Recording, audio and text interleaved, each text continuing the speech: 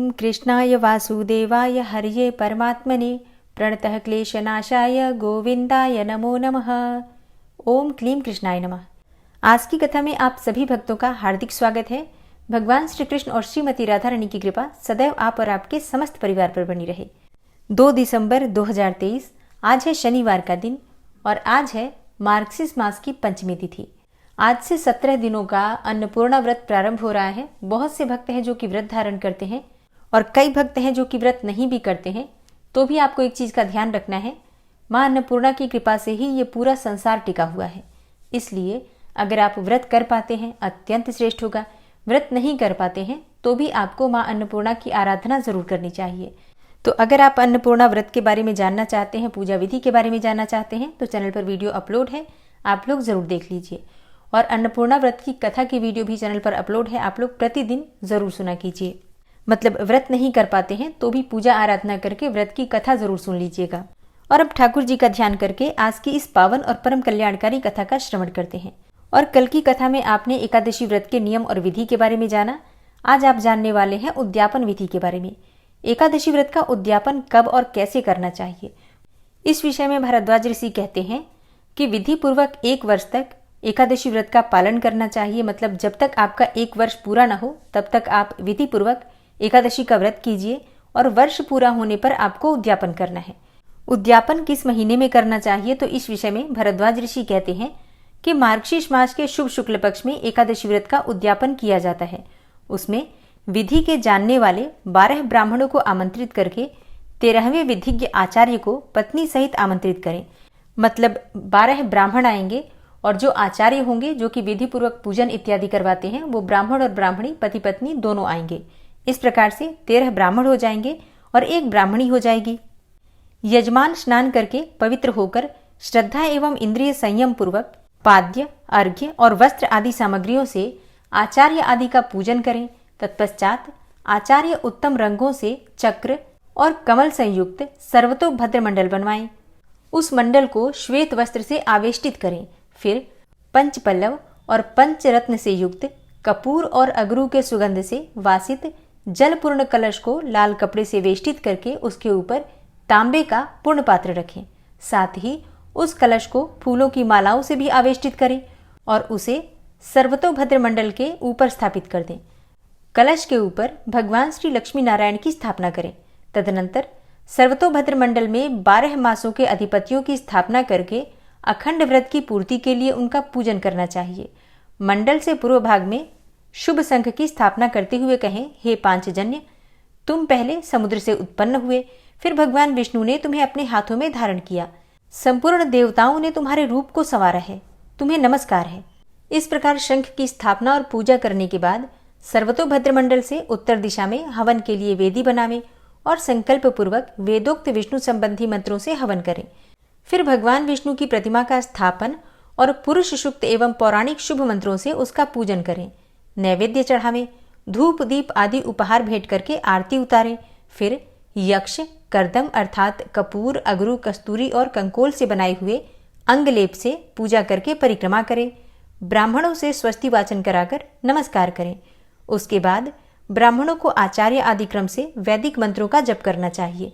जप के लिए पवमान सूक्त, मंडल ब्राह्मण, मधुवाता, ऋतायते इत्यादि 3 मंत्र, तेजोसी शुक्रजः, वाचम ब्रह्म, पवित्रवंतम सूर्यस्य तथा विष्णुर्महर्षि इत्यादि वैदिक संहितोक्त मंत्र श्रेष्ठ माने गए हैं। जप के अंत में भगवान विष्णु का कलश के ऊपर स्थापन करना चाहिए। फिर सवेरे दिन निकलने पर हवन करना चाहिए। यज्ञ अग्नि क्रियापरायण पुरुष पहले पात्र स्थापन करके विधि पूर्वक पूजा करने के पश्चात स्तुति करे। उसके बाद अपनी शाखा के गृहसूत्र में बताई हुई विधि के अनुसार चरु पूर्वक होम करे। चरु 2 पात्रों में तैयार करें। फिर पुरुष सूक्त के मंत्र से चरु की 16 आहुतियां दें तथा घृतयुक्त पायस द्वारा 4 बार श्रेष्ठ आहुति प्रदान करें। उसके बाद प्रादेश मात्र अर्थात अंगूठे से लेकर तर्जनी तक की लंबी 100 पलाश की समिधाएं लेकर उन्हें घी में डुबो दें और इदम विष्णु विचक्रमे इत्यादि मंत्रों से कर्म की सिद्धि के लिए उनका हवन करें। समिधाओं की 100 आहुति देने के बाद तिल की 200 आहुतियां दें। इस प्रकार वैष्णव होम करके गृह यज्ञ प्रारंभ करें। उसमें भी क्रमशः समिधा होम, चरु होम और तिल होम करने चाहिए। तत्पश्चात स्वस्ति वाचन कराकर पूजन करें। फिर ऋत्विजों को दक्षिणा दें और भगवान की प्रसन्नता के लिए ब्राह्मण को एक दूध देने वाली गौ तथा सुंदर बैल दें। तदनंतर ब्राह्मणों को 13 पद दान करें। सपत्नीक आचार्य को, अर्थात जिस ब्राह्मण को आपने पति पत्नी दोनों को जोड़े में बुला रखा है, उन्हें वस्त्रों से संतुष्ट करें और धन सहित महादान दें। और पारण कर लेने पर रात को ब्राह्मणों को जल से भरे हुए वस्त्र वेष्टित 25 कलश दान करें। अपनी शक्ति के अनुसार व्रत का उद्यापन करना चाहिए। इस प्रकार अखंड एकादशी व्रत का वर्णन किया गया। अब यहीं पर एक और चीज मैं आप लोगों से कहना चाहूंगी, जैसे कि इसमें जो व्रत के उद्यापन की विधि बताई गई है ये विस्तृत है। मतलब सबके लिए इतना संभव नहीं हो पाता है कि वो 12 या 13 ब्राह्मण बुलाएं। फिर जिस प्रकार से इसमें गौ इत्यादि दान करने के लिए कहा गया है वो सबसे नहीं हो पाता है। ऐसे में अंत में जो लाइन कही गई है उस पर ध्यान दीजिए। सारी विधि बताने के बाद अंतिम लाइन में भरद्वाज ऋषि कहते हैं कि अपनी शक्ति के अनुसार व्रत का उद्यापन करना चाहिए। मतलब जो आपकी सामर्थ्य में हो उसके अनुसार आप व्रत का उद्यापन कर सकते हैं। अगर आपसे हो पाता है तो आप 12-13 ब्राह्मण बुलाकर और विधि पूर्वक, जैसा इसमें बताया गया है, उद्यापन कर सकते हैं। और अगर आपसे इतना नहीं हो पाता, इतनी आपकी सामर्थ्य नहीं है, तो ऐसे में आप 5 ब्राह्मण बुला सकते हैं। अगर आप 5 ब्राह्मण भी नहीं बुला पाते हैं तो 1 ब्राह्मण 1 ब्राह्मणी, मतलब जो आचार्य आएंगे उन्हें पत्नी के सहित बुलाइए और उनसे ही एकादशी व्रत का उद्यापन करवा लीजिए, पूजा करवा लीजिए। और उसके बाद पति पत्नी दोनों को यथासंभव यथाशक्ति दान दक्षिणा देकर और विदा कीजिए। अब देखिए, ये मत कहिएगा कि आप अपने आप ही व्रत का उद्यापन करना चाहते हैं, क्योंकि एकादशी का व्रत महाव्रत माना गया है, व्रतों का राजा माना गया है। हमसे जो भी जाने अनजाने गलतियां हो जाती हैं व्रत के दौरान, अगर उद्यापन हम सही प्रकार से करते हैं तो हमारे व्रत का संपूर्ण फल हमें प्राप्त होता है। ब्राह्मण के घर में आने से पापों का नाश होता है। एक ब्राह्मण भी अगर आपके घर में आता है और वो भोजन करता है तो आपके घर की कितनी ही परेशानियां समाप्त हो जाती हैं। अगर वो कर्मकांडी ब्राह्मण हो जो कि पूजा पाठ करते हो, उन ब्राह्मणों की बात कर रही हूं मैं। तो जो विद्वान ब्राह्मण आते हैं, पति पत्नी दोनों आते हैं एकादशी के दिन, और कुछ पूजा वो एकादशी के दिन करवा कर जाते हैं, वो भी व्रत धारण करते हैं। जो भी आचार्य आपके एकादशी व्रत का उद्यापन करवाते हैं वो स्वयं भी एकादशी व्रत कर रहे होंगे, क्योंकि दोनों पति पत्नी व्रत की अवस्था में ही रहते हैं, आचार्य ब्राह्मण भी और आप भी पति पत्नी व्रत की अवस्था में ही रहेंगे। या फिर अगर आप अकेले भी कर रहे हैं, जैसे कि पति या पत्नी, तो जो भी व्रत का उद्यापन करता है वो तो व्रत में होता ही है। ब्राह्मण आचार्य जो आते हैं पति पत्नी, वो भी व्रत में होते हैं। मतलब ये नियम ही है। फिर एकादशी के दिन आकर वो कुछ पूजा करवा कर जाते हैं और पूजा कराने के बाद फलाहार करेंगे आप ही के घर पर। जो भी उद्यापन करवाते हैं उनके घर पे वो फलाहार करते हैं। फिर द्वादशी के दिन वो आते हैं और विधि पूर्वक शुभ मुहूर्त में उद्यापन करवाते हैं और भोजन करते हैं, मतलब व्रत का पारण वो भी करते हैं। फिर ब्राह्मण के चरण स्पर्श करके आप आशीर्वाद लेंगे और यथाशक्ति यथासंभव दान दक्षिणा देकर आप ब्राह्मण को विदा करते हैं।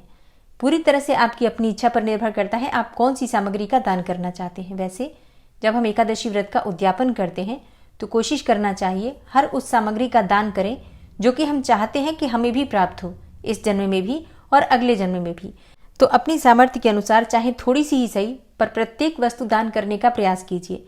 जैसे कि थोड़ा बहुत अन्न का भी दान कीजिए जितना आपके पास उपलब्ध हो, और वस्त्रों का भी दान दीजिए, कम से कम 5 वस्त्र पति पत्नी दोनों के लिए।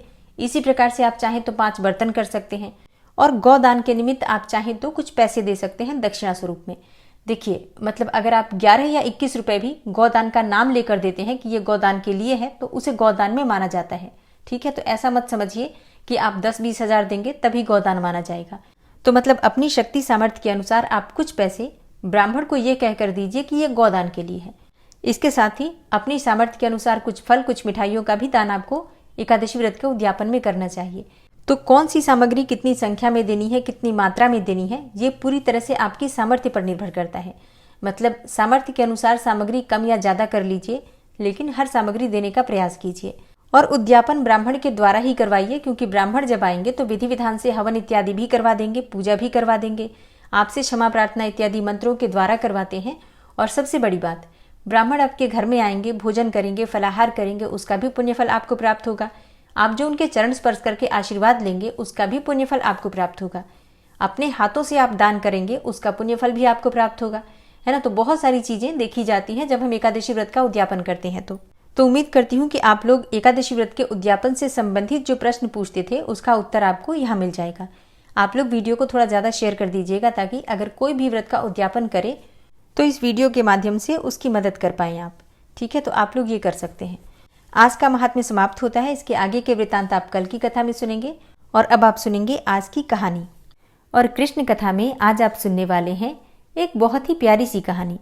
अब ये तो हम सभी जानते हैं कि भगवान श्री कृष्ण को दुनिया में चाहने वाले अनगिनत प्राणी हैं, और ऐसे ही अनगिनत प्राणियों में पशु और पक्षी भी आते हैं। और ऐसे ही पक्षी में शामिल था एक मोर। वो प्यारा सा मोर भगवान श्री कृष्ण का परम भक्त था। उस मोर को भगवान की ही भक्ति में लीन रहना अच्छा लगता था। अब एक दिन वो उड़ता हुआ गोकुल पहुंचा और जाकर श्री कृष्ण के घर के बाहर खड़ा हो गया और घर के अंदर आते जाते सबको देखता रहा। वह मोर श्री कृष्ण की एक झलक पाना चाहता था और श्री कृष्ण का आशीर्वाद भी पाना चाहता था।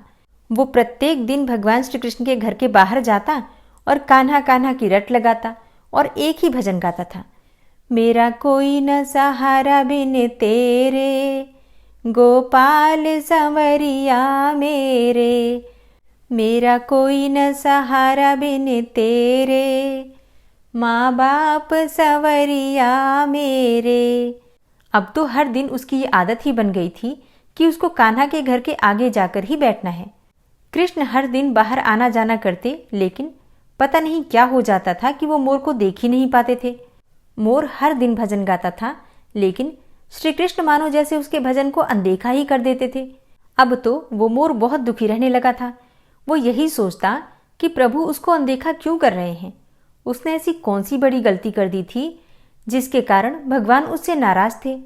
अब पूरा पूरा 1 साल बीत गया था, लेकिन अब भी श्री कृष्ण ने मोर के भजन पर कोई प्रतिक्रिया नहीं दी थी। आखिरकार एक दिन मोर थक हार कर जोर जोर से रोने लगा, लेकिन उसकी सिसकती आवाज को भी किसी ने नहीं सुना। तभी वहां से एक मैना गुजर रही थी। उसने देखा कि मोर जोरों से रो रहा था।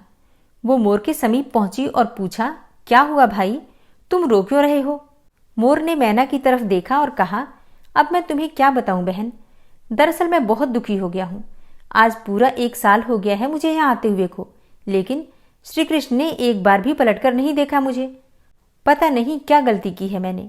तब मैना ने कहा, भाई तुमने कोई गलती नहीं की है। मुझे पता है कि तुम बहुत दुखी हो। मुझे लगता है कि तुम्हारे दुख को राधा रानी ही दूर कर सकती हैं। चलो मैं तुम्हें राधा रानी के घर बरसाना लेकर चलती हूँ। फिर वो मोर और मैना बरसाना की ओर निकल पड़े। बरसाना पहुंचकर मोर और मैना राधा रानी के घर पहुंचे। राधा रानी के घर के बाहर आकर मैना ने राधा जी के लिए श्री राधे इस प्रकार से राधे राधे का जयकारा लगाया।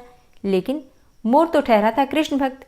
उसने भगवान श्री कृष्ण का वही भजन गाया, मेरा कोई न सहारा बिन तेरे, गोपाल संवरिया मेरे। मेरा कोई न सहारा बिन तेरे, माँ बाप संवरिया मेरे। अब जैसे ही राधा जी ने श्री कृष्ण का भजन सुना, वो भागी हुई दौड़ी हुई घर से बाहर आ गई।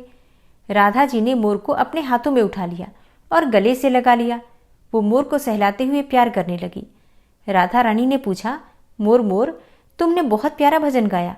तुम कहाँ रहते हो और मेरे घर के आगे आकर गाने का कारण तो समझाओ। तब मोर बोला, राधा रानी, मैं कृष्ण जी का भक्त हूँ। मैं 1 साल से कान्हा के घर के बाहर भजन गा रहा हूँ, लेकिन उन्होंने मुझे एक बार भी नहीं देखा। यहाँ तक कि जब मुझे प्यास लगी तो भी उन्होंने मुझे पानी तक नहीं पिलाया। ऐसा कहते ही वो मोर फिर से रोने लगा। राधा रानी ने कहा, प्यारे मोर, तुम रो मत। अगर तुम्हें श्री कृष्ण का आशीर्वाद चाहिए तो तुम ऐसा करो कि तुम श्री कृष्ण के भजन की जगह राधा रानी का भजन गाकर देखो। हो सकता है ये सुनकर श्री कृष्ण खुद ही चलकर तुम्हारे पास आ जाएं। मोर और मैना ने राधा रानी की बात को एकदम सही माना। अब वो दोबारा गोकुल की ओर उड़ चले। गोकुल में पहुंचकर फिर से वो भगवान श्री कृष्ण के घर के बाहर खड़ा हो गया और इस बार उसने राधा जी के कहने पर भगवान श्री कृष्ण का भजन नहीं बल्कि राधे राधे का जयकारा लगाया और राधे राधे का भजन गाया। जैसे ही राधा रानी के नाम का भजन भगवान श्री कृष्ण जी के कानों में पड़ा, श्री कृष्ण बाहर की ओर दौड़े चले आए और बाहर आते ही भगवान श्री कृष्ण ने मोर को अपने हाथों में उठाकर गले से लगा लिया और प्यार से पूछा, प्यारे मोर, तुम कहाँ से आए हो? क्या तुम बरसाना गांव से आए हो जो राधा रानी का इतना प्यारा भजन गा रहे हो? मोर ने कहा, हे भगवान, मैं तो गोकुल गांव से ही हूँ और मैं पिछले 1 साल से आपके यहाँ ही आ रहा हूँ और दिन भर आपके घर के आगे बैठकर आपके नाम का भजन गाता हूँ, लेकिन आपने मेरी तरफ एक बार गौर करके देखा भी नहीं है। ये तो छोड़ो, आपने तो मुझे कभी भी पानी तक नहीं पिलाया। भगवान श्री कृष्ण ने कहा, हे प्रिय मोर, तुम्हारी बात एकदम सही है कि मैंने तुम्हें पानी तक भी नहीं पूछा और इसके लिए तो मैं पाप का भागीदार भी हूँ, लेकिन तुम बहुत बड़े पुण्यात्मा हो। तुमने सबसे बड़े पुण्य का काम किया है जो राधा नाम लिया है और राधा रानी के नाम का भजन गाया है। इसी पुण्य काम के लिए आज से हमेशा के लिए तुम मेरे दिल में बस गए हो। आज से तुम्हारा स्थान मेरे सिर पर होगा। फिर भगवान श्री कृष्ण ने मोर का एक गिरा हुआ पंख उठाया और उसे अपने मुकुट पर लगा लिया। बस उस दिन से लेकर आज तक हम सभी मोर पंख को बहुत पवित्र मानते हैं।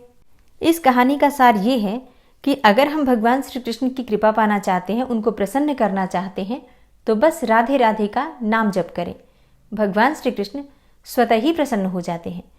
इतनी प्रसन्नता भगवान को अपने नाम के द्वारा नहीं होती है जितनी कि राधा रानी के नाम जप से होती है। कहानी अच्छी लगी हो तो कमेंट बॉक्स में राधे राधे लिखना बिल्कुल मत भूलिए। श्री राधा कृपा कटाक्ष स्तोत्र। मुनीन्द्र वृंद वंदिते त्रिलोक शोक हारिणी प्रसन्न वक्त्र पंकजे निकुंज भूविलासिनी व्रजेन्द्र भानुनंदिनी व्रजेन्द्र सूनु संगते कदा करिष्यसि मां कृपा कटाक्ष भाजनम्। अशोक वृक्ष वल्लरी वितान मंडपस्थिते प्रवाल बाल पल्लव प्रभारुणांध्रि कोमले वराभय स्फुरत्करे प्रभूत संपदालये कदा करिष्यसि मां कृपा कटाक्ष भाजनम्। अनंगरंग मंगलं प्रसंग भंगुरं भ्रुवां सविभ्रमं ससंभ्रमं दृगंत बाणपातने निरन्तरं वशीकृत प्रतीत नन्दनन्दने कदा करिष्यसि मां कृपा कटाक्ष भाजनम्। तडित्सुवर्ण चंपक प्रदीप्त गौर विग्रहे मुख प्रभा परास्त कोटि शारदेन्दु मंडले विचित्र चित्र संचर चकोर शावलोचने कदा करिष्यसि मां कृपा कटाक्ष भाजनम्। मदोन्मदादि यौवने प्रमोदमान मंडिते प्रियानुराग रंजिते कला विलास पंडिते अनन्य धन्य कुंज राज्य काम केलि कोविदे कदा करिष्यसि मां कृपा कटाक्ष भाजनम्। अशेष हाव भाव धीर हीर हार भूषिते प्रभूत शात कुंभ कुंभ कुंभि कुंभ सुस्तनि प्रशस्त मंद हास्य चूर्ण पूर्ण सौख्य सागरे कदा करिष्यसि मां कृपा कटाक्ष भाजनम्। मृणाल वाल वल्लरी तरंग रंग दौर्लते लताग्रलास्य लोल नील लोचनावलोकने ललल्लुलन्मिलन् मनोज्ञ मुग्ध मोहिनाश्रिते कदा करिष्यसि मां कृपा कटाक्ष भाजनम्। सुवर्ण मल्लिकांचित त्रिरेख कंबुकंठगे त्रिसूत्र मंगली गुण त्रिरत्न दीप्ति दीधिते सलोल नील कुंतल प्रसून गुच्छ गुंफिते कदा करिष्यसि मां कृपा कटाक्ष भाजनम्। नितंब बिंब लंबमान पुष्प मेखला गुणे प्रशस्त रत्न किंकिणी कलाप मध्य मंजुले करींद्र शुंड दंडिकावरोह शोभ गोरुके कदा करिष्यसि मां कृपा कटाक्ष भाजनम्। अनेक मंत्रनाद मंजुनूपुरारवस्खलत् समाज राजहंस वंश निक्वडाति गौरवे विलोल हेम वल्लरी विडम्बि चारु चंक्रमे कदा करिष्यसि मां कृपा कटाक्ष भाजनम्। अनंत कोटि विष्णुलोक नम्र पद्मजार्चिते हिमाद्रिजा पुलोमजा विरिञ्चिजा वरप्रदे अपार सिद्धिरिद्धि दिग्ध सत्पदाङ्गुली नखे कदा करिष्यसि मां कृपा कटाक्ष भाजनम्। मखेश्वरी क्रियेश्वरी स्वधेश्वरी सुरेश्वरी त्रिवेद भारतीश्वरी प्रमाण शासनेश्वरी रमेश्वरी क्षमेश्वरी प्रमोद काननेश्वरी ब्रजेश्वरी व्रजाधिपे श्रीराधिके नमोऽस्तुते। इतीममद्भुतं स्तवं निशम्य भानुनन्दिनी करोतु सन्ततं जनं कृपाकटाक्षभाजनम्। भवेत्तदैव सञ्चित त्रिरूपकर्मनाशनं लभेत्तदा ब्रजेन्द्रसूनुमण्डलप्रवेशनम्। जय जय श्री राधे, जय जय श्री राधे। ओम विश्वं विष्णुर्वषट्कारो भूतभव्य भवत्प्रभु भूतकृत भूतभृद्भावो भूतात्मा भूतवाहन भूतात्मा परमात्मा च मुक्तानां परमागति अव्ययः पुरुषः साक्षी क्षेत्रज्ञो अक्षर एव च योगो योगविदां नेता प्रधानपुरुषेश्वरः नारसिंहवपुः श्रीमान् केशवः पुरुषोत्तमः सर्वः शर्वः शिवस्थाणुर्भूतादिर्निधिर्व्ययः सम्भवो भावनो भर्ता प्रभवः प्रभुरीश्वरः स्वयंभू शम्भुरादित्यः पुष्कराक्षो महास्वनः अनादिनिधनो धाता विधाता धातुरुत्तमः अप्रमेयो ऋषिकेश पद्मनाभो अमरप्रभु विश्वकर्मा मनुस्त्वष्टा स्थविष्ठः स्थविरो ध्रुवः अग्राह्यः शाश्वतः कृष्णो लोहिताक्षः प्रतर्दन प्रभूतस्त्रिककुब्धाम पवित्रं मङ्गलं परम् ईशानः प्राणदः प्राणो ज्येष्ठः श्रेष्ठः प्रजापति हिरण्यगर्भो भूगर्भो माधवो मधुसूदनः ईश्वरो विक्रमी धन्वी मेधावी विक्रमः क्रमः अनुत्तमो दुराधर्षः कृतज्ञः कृतिरात्मवान् सुरेशः शरणं शर्म विश्वरेताः प्रजाभव अह संवत्सरो व्याल प्रत्ययः सर्वदर्शनः अज सर्वेश्वर सिद्ध सिद्धे सर्वादिर्च्युत वृषाकपिर्मेयात्मा सर्वयोगविनिश्रित वसुर्वसुमना सत्य समात्मा संमितः सम अमोघ पुण्डरीकाक्षो वृषकर्मा वृषाकृतिः रुद्रो बहुशिरा बभ्रुर्विश्वयोनिः शुचिश्रवा अमृतः शाश्वतस्थाणुर्वरारोहो महातपः सर्वगः सर्वविद्भानुर्विश्वक्सेनो जनार्दनः वेदो वेदविद्व्यङ्गो वेदाङ्गो वेदवित्कविः लोकाध्यक्ष सुराध्यक्षो धर्माध्यक्ष कृताकृत चतुरात्मा चतुर्व्यूहश्चतुर्द्रष्टश्चतुर्भुजः भ्राजेष्णुर्भोजनं भोक्ता सहिष्णुर्जगदाति च अनघो विजयो जेता विश्वयोनिः पुनर्वसु उपेन्द्रो वामनः प्रांशुर्मोघः शुचिरुर्जिता अतीन्द्रः सङ्ग्रहः सर्गो धृतात्मा नियमो यमः वेद्यो वैद्यः सदा योगी वीरः माधवो मधु अतीन्द्रियो महामायो महोत्साहो महाबलः महाबुद्धिर्महावीर्यो महाशक्तिर्महाद्युतिः अनिर्देश्य वपुः श्रीमान् मेयात्मा महाधृतिर्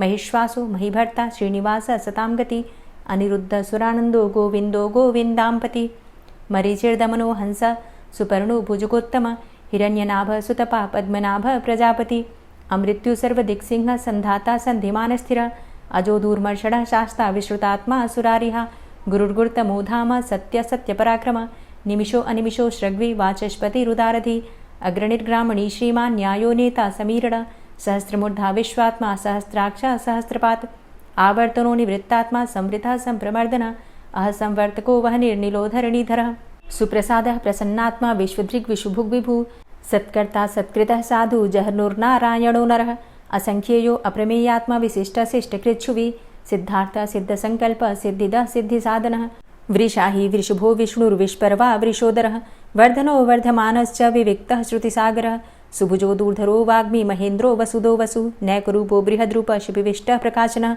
ओजस्तेजो द्युतिधर प्रकाशात्मा प्रतापनः रिद्धस्पष्टाक्षरो मन्त्रश्चन्द्रांशुर्भास्करदुतिः अमृतांशुद्भवो भानु शशबिन्दुः सुरेश्वरः औषधं जगतः सेतु सत्यधर्मपराक्रमः भूतभव्य भवन्नाथ पवनः पावनो नलः कामः कामकृत्कान्तः कामः कामप्रदः प्रभु युगादिकृद्युगावर्तो नैकमायो महाशनः अदृश्यो अव्यक्तरूपश्च सहस्रजितनन्तजित् इष्टो अविशिष्ट शिष्टेष्ट शिखण्डी नहुसो वृष क्रोधः क्रोधकृत्कर्ता विश्वबाहुर्महीधरः अच्युतः प्रतितः प्राणः प्राणदो वासवानुजः अपां निधिर्धिष्ठानं प्रमत्तः प्रतिष्ठितः स्कन्दः स्कन्दधरो धूर्यो वरदो वायुवाहनः वासुदेवो बृहद्भानुरादिदेवः पुरन्दरः अशोकस्तारणस्तारः शूरः सौरिर्जनेश्वरः अनुकूलः शतावर्त पद्मी पद्मनिभेक्षणः पद्मनाभो अरविन्दाक्ष पद्मगर्भ शरीरभृत् महर्धिरिद्धो वृद्धात्मा महाक्षो गरुडाध्वजः अतुलः शरभो भीमो समयज्ञो हविर्हरि सर्वलक्षणलक्षण्यो लक्ष्मीवान् समितिञ्जयः वीक्षरो रोहितो मार्गो हेतुर्दामोदरः सह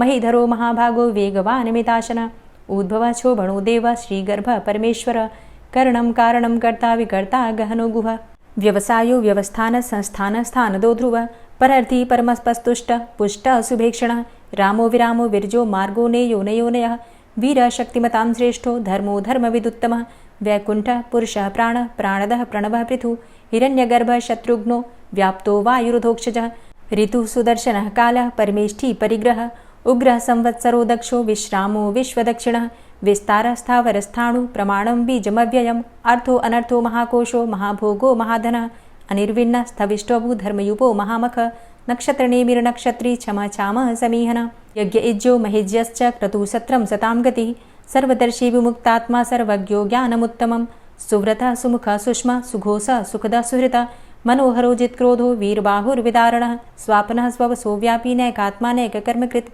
वत्सरो वत्सलो वत्सी रत्नगर्भो धनेश्वरः धर्मगुप्त धर्मकृद्धर्मी सदसक्षरमक्षरम् अविज्ञाता सहस्रांशुर्विधाता कृतलक्षणः गभस्तिनेमिः सत्त्वस्थः सिंहो भूतमहेश्वरः आदिदेवो महादेवो देवेशो देवभृद्गुरुः उत्तरो गोपतिर्गोप्ता ज्ञानगम्यः पुरातनः शरीरभूतभृद्भोक्ता कपीन्द्रो भूरि दक्षिणः सोमभो अमृतपः सोम पुरुजित पुरुषोत्तमः विनियोजय सत्यसन्धो दाशाः सात्वतां पतिः जीवो विनयिता साक्षी मुकुन्दो अमितविक्रमः अम्भो निद्रणन्तात्मा महोदधीशयोऽन्तकः अजोमहारः स्वाभाव्यो जितामित्रः प्रमोदन आनन्दो नन्दनो नन्दः सत्यधर्मा त्रिविक्रमः महर्षि कपिलाचार्यः कृतज्ञो मेदिनीपतिः त्रिपदस्त्रिदशाध्यक्षो महाशृङ्गः कृतान्तकृत् महावराहो गोविन्दः सुखेणः कनकाङ्गदी गुह्यो गभीरो गहनो गुप्तश्चक्रगदाधरः वेधा स्वाङ्गो अजितः कृष्णो दृढः सङ्कर्षणोच्युतः वरुणो वारुणो वृक्षः पुष्कराक्षो महामनाः भगवान् भगानन्दी वनमाली हलायुधः आदित्यो ज्योतिरादित्यः सहिष्णुर्गतिसत्तमः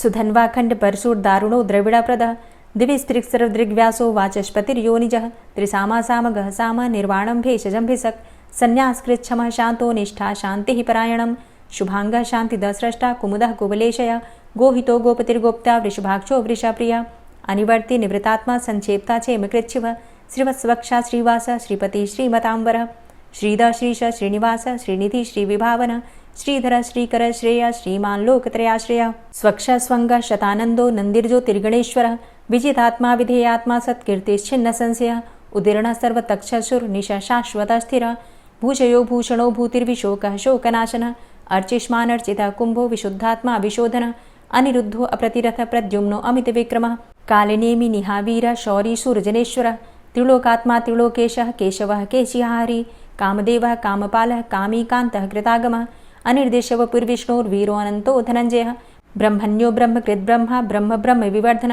ब्रह्मविद् ब्राह्मणे ब्रह्मी ब्रह्मज्ञो ब्राह्मणप्रियः महाक्रमो महाकर्मा महातेजा महोरगः महाक्रतुर्महायज्वा महायज्ञो महाहवि स्तव्यः स्तव प्रियः स्तोत्रं स्तुतिस्तोतारणप्रियः पूर्णः पुरैता पुण्यः पुण्यकीर्तिर्नामयः मनोजवस्तीर्थकरो वसुरेता वसुप्रदः वसुप्रदो वासुदेव वसुर्वसुमनाहवि सद्गतिः सत्कीर्तिः सत्ता सद्भूतिः सत्परायणः शूरसेनो यदुश्रेष्ठः सन्निवासः सुयामुनः भूतावासो वासुदेवः सर्वासु निलयोऽनलः दर्पः दर्पदो दृप्तो दूढरोथा पराजितः विश्वमूर्तिर्महामूर्तिर्दीप्तमूर्तिर्मूर्तिमान् अनेकमूर्तिरव्यक्तः शतमूर्तिः शताननः एको नैकः सवः किं यत्तत्पदमनुत्तमं लोकबन्धुर्लोकनाथो माधवो भक्तवत्सलः सुवर्णवर्णो हेमाङ्गो वराङ्गश्चन्दनाङ्गदी वीरः विषमः शून्यो घृताशीरचलश्चलः अमानीमानदो मान्यो लोकस्वामी त्रिलोकदृक् सुमेधा मेधजो धन्यः सत्यमेधाधराधरः तेजोवृषः द्वितिधरः सर्वशस्त्रभृताम्बर प्रग्रहो निग्रहो व्यग्रो नैकशृङ्गो गदाग्रजः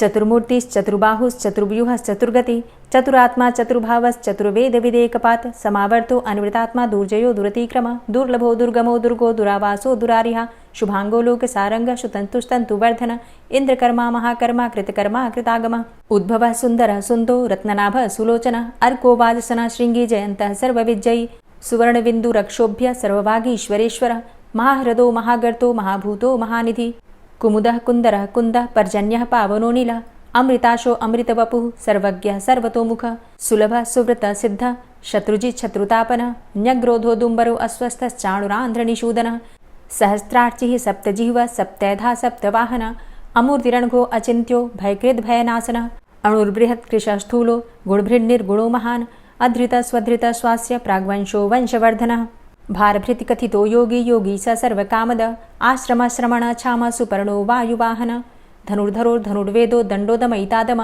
अपराजितः सर्वसहो नियन्ता नियमो यमः सत्त्ववान् सात्विकः सत्य सत्यधर्मपरायण अभिप्रायः प्रियार्होर्ह प्रियकृत् प्रीतिवर्धनः विहाय सगतिर्ज्योति सुरुचिर्हुद्भुग्विभु रविर्विलोचनः सूर्य सविता रविलोचनः अनन्तो हुद्भुग्भोक्ता सुखदो नैकजोग्रज अनिर्विण्ण सदामर्षि लोकाधिष्ठानमद्भुतः सनात सनातन्तमः कपिलः कपिरप्यय स्वस्तिदः स्वस्तिकृत् स्वस्ति स्वस्तिभुक् स्वस्ति दक्षिणः रौद्रः कुण्डली चक्रे विक्रमयुर्जितशासनः शब्दातिगः शब्दशः शिशिरः शर्वरीकरः अक्रूरः पेशलो दक्षो दक्षिणः क्षमिणाम्बर विद्वतमो वितभय पुण्यश्रवणकीर्तन उत्तारणो दुष्कृतिः पुण्यो दुःस्वप्ननाशन वीरः रक्षणः सन्तो जीवनः पर्यवस्थितः अनन्तरूपो अनन्तसृर्जितमन्युर्भयापः चतुरश्रो गभीरात्मा विदिशो व्यादिशो दिश अनादिर्भूर्भुवो लक्ष्मीः सुवीरो रुचिराङ्गद जननो जन्मादिर्भीमो भीमपराक्रम आधारनीलयोधाता पुष्पः सः प्रजागर ऊर्ध्वगः सत्पथाचारः प्राणदः प्रणवापण प्रमाणं प्राणनीलयः प्राणभृत् प्राणजीवनः तत्त्वं तत्त्वविदेकात्मा जन्म मृत्यु जरातिग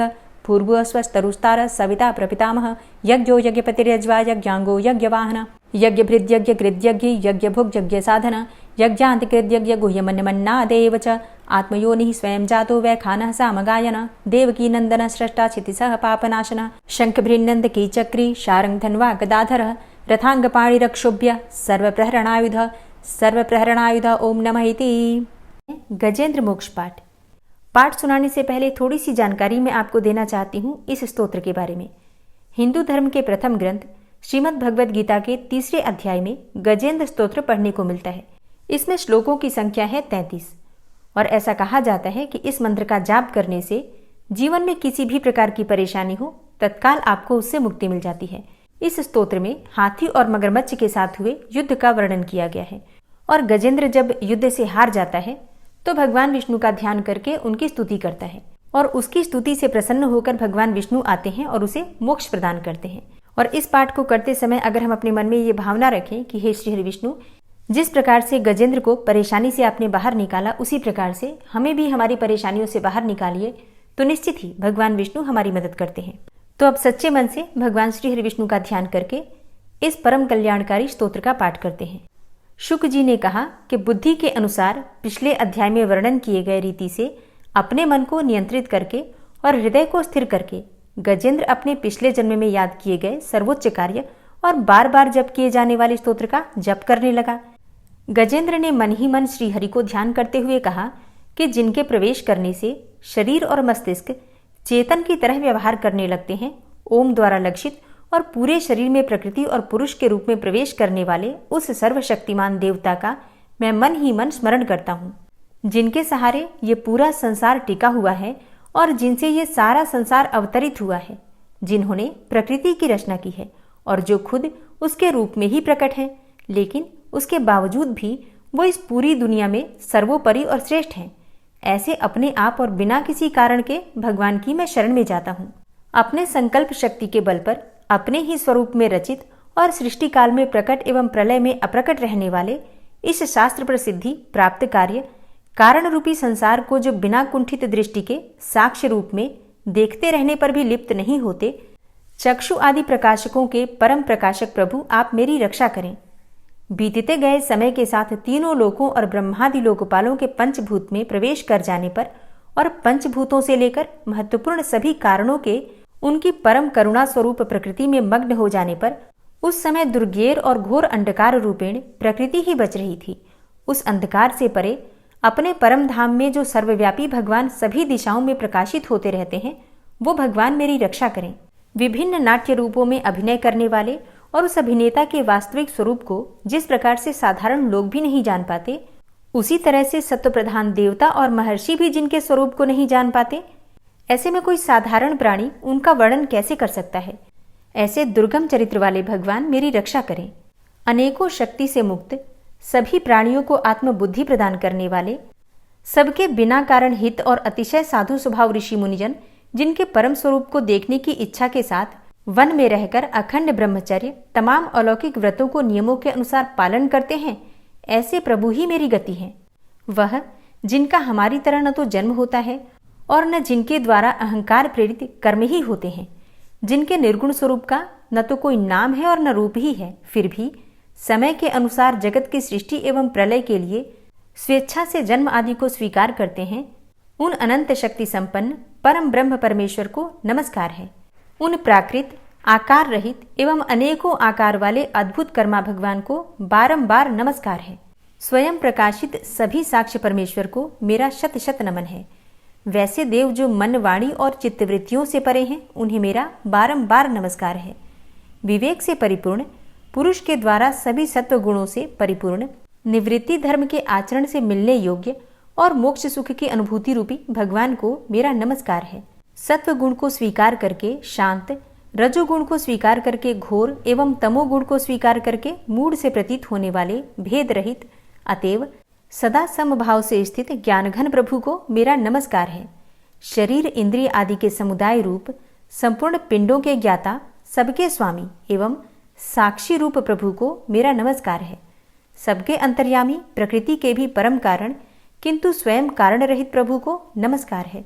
संपूर्ण इंद्रियों एवं उनके विषयों के ज्ञाता, समस्त प्रतीतियों के कारण रूप संपूर्ण जड़ प्रपंच एवं सबकी मूलभूता अविद्या के द्वारा सूचित होने वाले तथा संपूर्ण विषयों में अविद्या रूप से भासने वाले प्रभु को मेरा नमस्कार है। सबके कारण किंतु स्वयं कारण रहित तथा कारण होने पर भी परिणाम रहित होने के कारण अन्य कारणों से विलक्षण कारण आपको बारंबार नमस्कार है। संपूर्ण वेदों एवं शास्त्रों के परम तात्पर्य, मोक्ष रूप एवं श्रेष्ठ पुरुषों की परम गति भगवान को नमस्कार है। जो त्रिगुण रूप काष्ठों में छिपे हुए ज्ञान रूप अग्नि है, उक्त गुणों में हलचल होने पर जिनके मन में सृष्टि रचने की बाह्य वृत्ति जागृत हो उठती है तथा आत्मतत्व की भावना के द्वारा विधि निषेध रूप शास्त्र से ऊपर उठे हुए ज्ञानी महात्माओं में जो स्वयं प्रकाशित हो रहे हैं, उन प्रभु को मैं नमस्कार करता हूँ। मुझ जैसे शरणागत पशु तुल्य अर्थात अविद्याग्रस्त जीवों की अविद्या रूप फांसी को सदा के लिए पूर्ण रूप से काट देने वाले अत्यधिक दयालु एवं दया करने में भी कभी आलस्य न करने वाले नित्य मुक्त प्रभु को नमस्कार है। अपने अंश से संपूर्ण जीवों के मन में अंतर्यामी रूप से प्रकट होने वाले सर्वनियंता अनंत परमात्मा आपको नमस्कार है। शरीर, पुत्र, मित्र, घर, संपत्ति एवं कुटुंबियों में आसक्त लोगों के द्वारा कठिनता से प्राप्त होने वाले तथा मुक्त पुरुषों के द्वारा अपने हृदय में निरंतर चिंतित ज्ञान स्वरूप सर्वसमर्थ भगवान को नमस्कार है। जिन्हें धर्म, अभिलाषित भोग, धन तथा मोक्ष की कामना से भजने वाले लोग अपनी मनचाही गति पा लेते हैं, अपितु जो उन्हें अन्य प्रकार के अयाचित भोग एवं अविनाशी पार्षद शरीर भी देते हैं, वे अतिशय दयालु प्रभु मुझे इस विपत्ति से सदा के लिए उबार लें। जिनके अनन्य भक्त जो वस्तुतः एकमात्र उन भगवान के ही शरण हैं, धर्म, अर्थ आदि किसी भी पदार्थ को नहीं चाहते, अपितु उन्हीं के परम मंगलमय एवं अत्यंत विलक्षण चरित्रों का गान करते हुए आनंद के समुद्र में गोते लगाते रहते हैं, उन अविनाशी, सर्वव्यापक, सर्वश्रेष्ठ ब्रह्मादि के भी नियामक, अभक्तों के लिए प्रकट होने पर भी भक्ति योग द्वारा प्राप्त करने योग्य, अत्यंत निकट होने पर भी माया के आवरण के कारण अत्यंत दूर प्रतीत होने वाले, इंद्रियों के द्वारा अगम्य तथा अत्यंत दुर्विज्ञेय, अंतरहित किंतु सबके आदि कारण एवं सब ओर से परिपूर्ण उन भगवान की मैं स्तुति करता हूँ।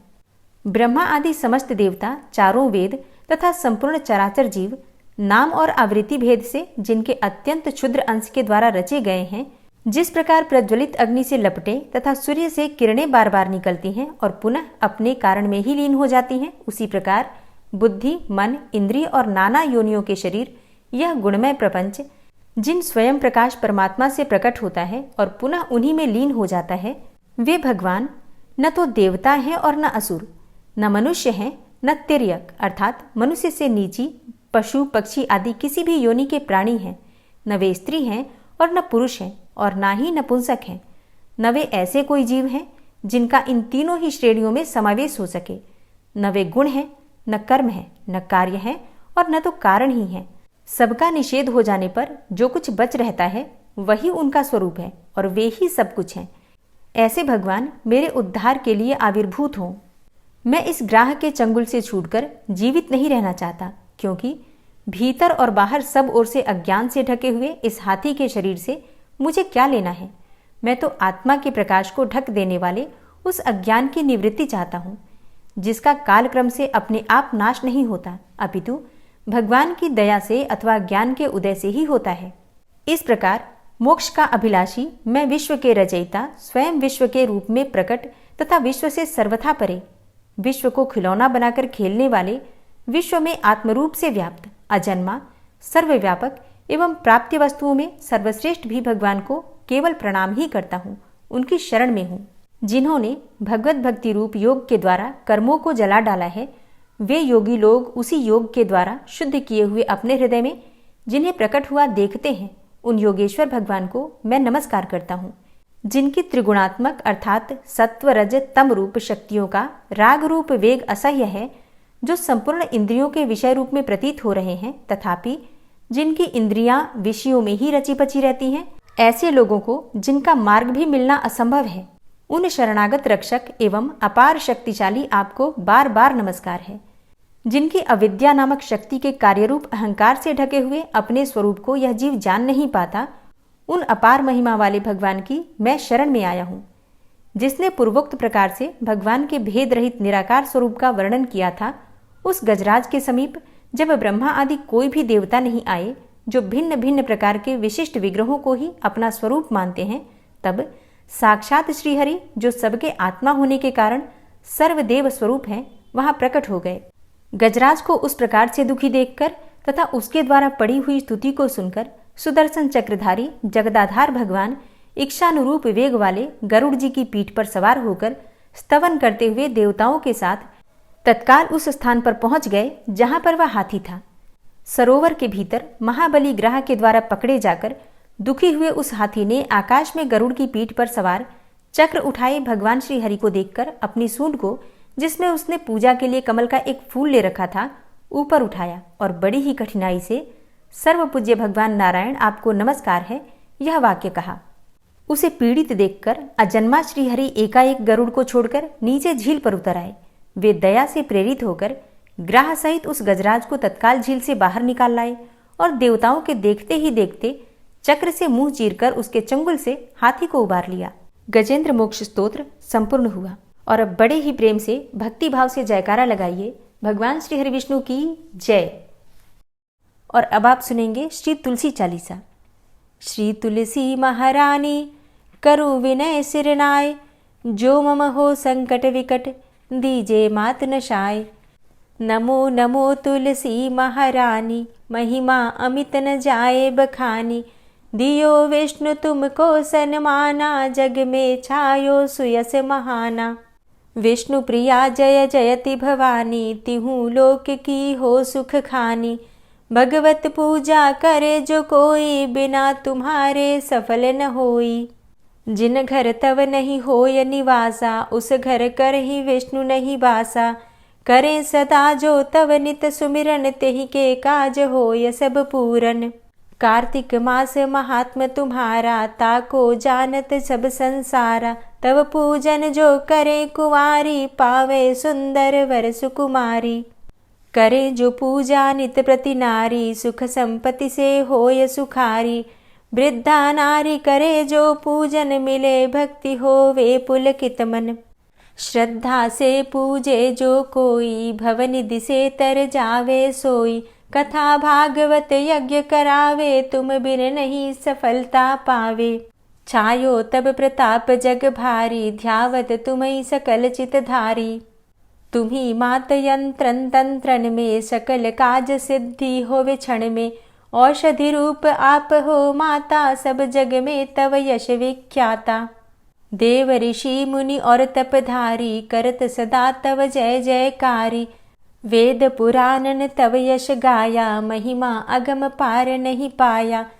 नमो नमो जय जय सुख कारणी, नमो नमो जय दुख निवारणी। नमो नमो सुख संपत्ति देनी, नमो नमो अघ काटन चेनी। नमो नमो भक्तन दुख हरणी, नमो नमो दुष्टन मद छेनी। नमो नमो भव पार उतारणी, नमो नमो परलोक सुधारणी। नमो नमो निज भक्त उबारणी, नमो नमो जन काज सवारणी। नमो नमो जय कुमति नशावनी, नमो नमो सब सुख उपजावनी। जयति जयति जय तुलसी माई, ध्याऊं तुमको शीश नवाई। निज जन जानी मोहि अपनाओ, बिगड़े कारज आप बनाओ। करूं विनय मैं मात तुम्हारी, पूर्ण आशा करहु हमारी। शरण चरण कर जोरी मनाऊं, निश दिन तेरे ही गुण गाऊं। करहु मात अब मोह पर दाया, निर्मल होए सकल मम काया। मांगू मातु यही बर दीजे, सकल मनोरथ पूर्ण कीजे। जानू नहीं कछु नेम आचारा, क्षमहु मातु अपराध हमारा। 12 मास करे जो पूजा, तासम जग में और नहीं दूजा। प्रथम ही गंगा जल मंगवावे, फिर सुंदर स्नान करावे। चंदन अक्षत पुष्प चढ़ावे, धूप दीप नैवेद्य लगावे। करे आचमन गंगा जल से, ध्यान करे हृदय निर्मल से। पाठ करे फिर चालीसा की, स्तुति करे मात तुलसा की। यह विधि पूजा करे हमेशा, ताके तन नहीं रहे कलेशा।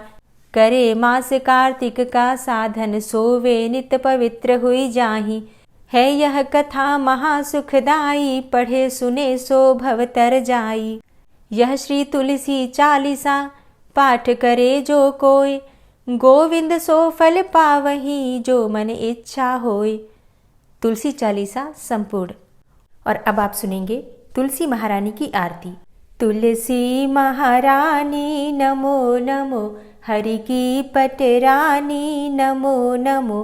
तुलसी महारानी नमो नमो, हरि की पटरानी नमो नमो।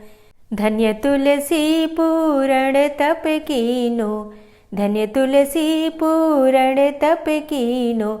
शालिग्राम की बनी पटरानी नमो नमो। तुलसी महारानी नमो नमो, हरि की पटरानी नमो नमो।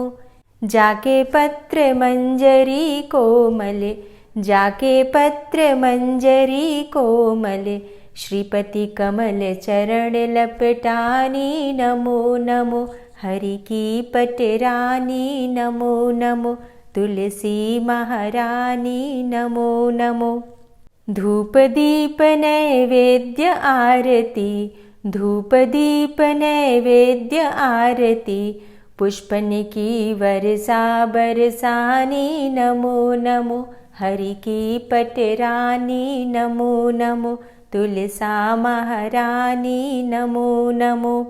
56 भोग 36 व्यंजन, 56 भोग 36 व्यंजन।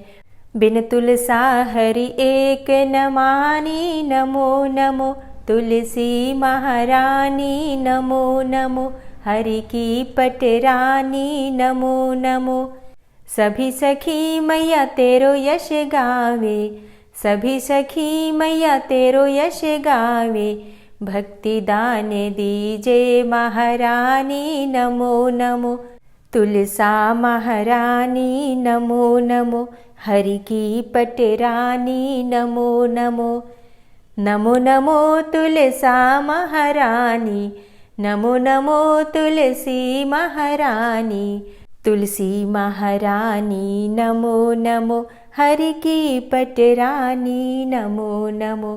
तुलसी महारानी नमो नमो, हरि की पटरानी नमो नमो। प्रेम से बोलिए तुलसी मैया की जय।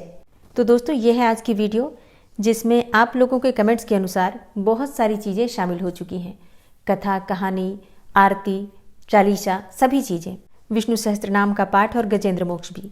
तो वैसे तो ये वीडियो बहुत लंबी हो गई है, लेकिन जैसे आप लोगों की इच्छा थी उसके अनुसार ही ये वीडियो बनी है। अब अगर आप लोग सुबह सुबह ये वीडियो देख लेते हैं एक बार, मतलब सुबह अगर आप ये कथा एक बार सुन लेते हैं, तो विश्वास कीजिए पूरा दिन आपका निश्चित ही पूरी तरह से सकारात्मक ऊर्जा से भरा हुआ रहेगा। हर काम में आपका मन भी लगेगा और निश्चित ही भगवान की कृपा जब मिलेगी तो हर कार्य में आपको सफलता भी मिलेगी। बस पूरे विश्वास के साथ और पूरे भक्तिभाव के साथ मात्र ये एक वीडियो अगर आप लोग सुबह सुबह देख लेंगे तो विश्वास कीजिए दिन आपका अच्छा होगा, इसमें कोई संशय नहीं है। अब इस तरह की वीडियो बनाने के लिए परिश्रम भी बहुत करना पड़ता है। तो आशा करती हूँ कि आप लोग इस वीडियो को स्वयं भी देखेंगे और दूसरों को भी शेयर करेंगे। और अगर आप चैनल पर पहली बार आए हैं, अभी तक आपने चैनल को सब्सक्राइब नहीं किया है, तो आज की वीडियो अगर आपको अच्छी लगे तो चैनल को सब्सक्राइब करके बेल आइकन को ज़रूर प्रेस कर लीजिए। इससे ये होगा कि इस चैनल पर जो भी नई वीडियो अपलोड होंगी उनकी नोटिफिकेशन आपको सही समय पर प्राप्त होगी। मिलती हूँ मैं आपसे अगली वीडियो में, तब तक के लिए जय श्री राधे।